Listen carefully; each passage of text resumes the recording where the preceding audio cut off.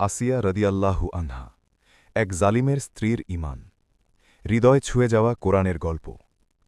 বিসমিল্লাহির রহমানির রহিম। কখনো কখনো আল্লাহ তার সবচেয়ে প্রিয় বান্দাদের পরীক্ষা নেন, দারিদ্র্য দিয়ে নয়, বরং একজন জালিমের প্রাসাদে রেখে।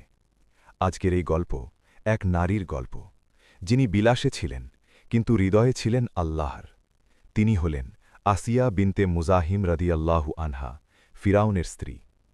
এই ধরনের হৃদয় ছোঁয়া কোরআনের গল্প ভালো লাগলে অনুগ্রহ করে ভিডিওটি লাইক করুন এবং আমাদের চ্যানেলটি সাবস্ক্রাইব করুন। আপনার একটি সাপোর্ট আরও অনেক মানুষের কাছে এই সুন্দর স্মরণ পৌঁছে দিতে সাহায্য করবে। অন্ধকারের প্রাসাদ। ফিরাউন ছিল ইতিহাসের সবচেয়ে অহংকারী শাসকদের একজন। সে বলত, আমি তোমাদের সর্বোচ্চ প্রভু। নবজাতক শিশুদের হত্যা করা হতো, মায়েদের বুক খালি করা হতো। পুরো দেশ ভরে গিয়েছিল জুলুম আর ভয় দিয়ে। আর ঠিক এই অন্ধকারের মাঝেই বাস করতেন এক আলোকিত হৃদয়ের নারী, আসিয়া রাদিয়াল্লাহু আনহা। তিনি সোনা পড়তেন, কিন্তু সিজদা করতেন শুধু আল্লাহর সামনে।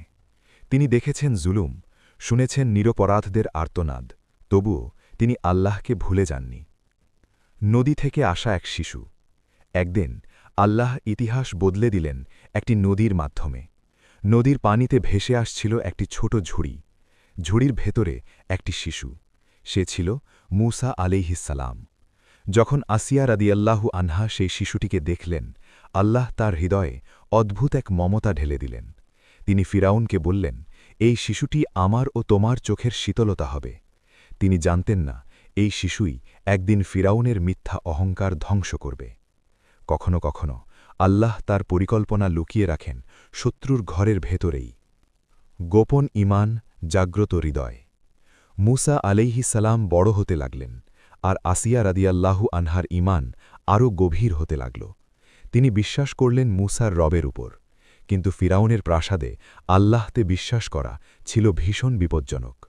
তিনি রাতে কাঁদতেন, চুপি চুপি দোয়া করতেন, আল্লাহর কাছে চাইতেন সাহস, ধৈর্য, অটল ঈমান। সত্যিকারের ঈমান কখনো শব্দ করে না, এটি নীরবে শক্ত থাকে। সত্য প্রকাশ পেল যেদিন। একদিন ফিরাউন জানতে পারল আসিয়া রাদিয়াল্লাহু আনহা ঈমান এনেছে।